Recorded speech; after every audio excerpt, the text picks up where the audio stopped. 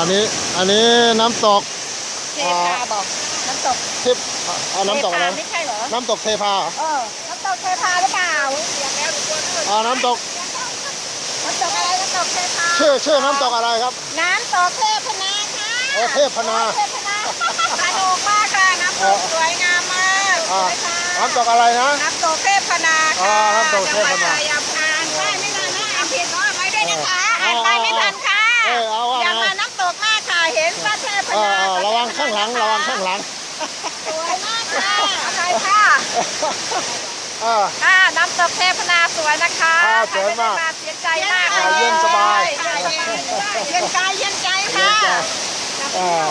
ไปมาจากไหนครับเนี่ยมาจากบุรีรัมย์น้ำตกเทพนานี่ละอบ่อเนี่ย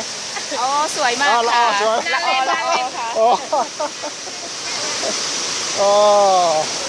เนี่ยน้ำตกเทพนาสวยงาม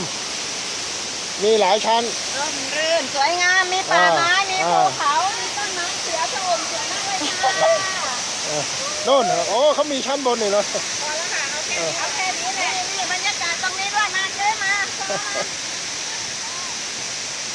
คุณนายนะเจ้าอย่าไปเชื่ออยู่ข้างหลังให้สัมภาษณ์ต่อเชิญชวนสมาชิกที่มาแล้วไม่ถึงค่ะเชิญมาแล้วต้องถึงค่ะมาน้ำตกให้ถึงน้ำตกนะคะมีสมาชิกเยอะเลยค่ะทุกคนมีความสุขมากเลยนะคะเชิญนะคะว่ายังไงว่าต่อเลยเลยค่ะชนะ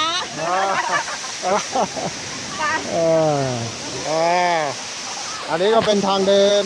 ลึกเข้ามา300 เมตรประมาณ300 เมตรก็ถึงน้ำตกนี้เย็นสบายอาจจะน่าจะตกทั้งปีหรือยังไงก็ไม่รู้นะเนี่ยใครที่นั่งอยู่บนรถขอให้มีแรงนี่ก็เป็นทางเดิน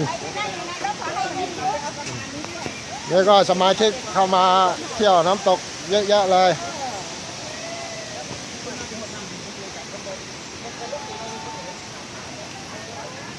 จะไปไต่หมองนี้นะเพลงกระมืออุดรธานีขอสัมภาษณ์หน่อยชมน้ำตกเป็นยังไง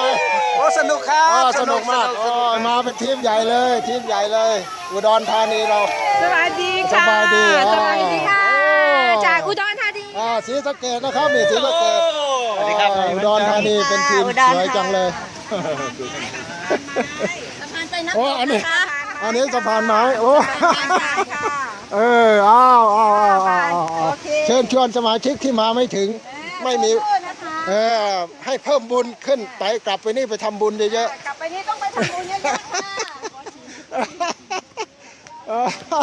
ไม่มีคนมาไม่ถึงนะคะน้ำตกเทวดานะนี่เทวดาป่าเป็นอะไรล่ะนะปวดบ่ไม่ไปอยากมาทนเอา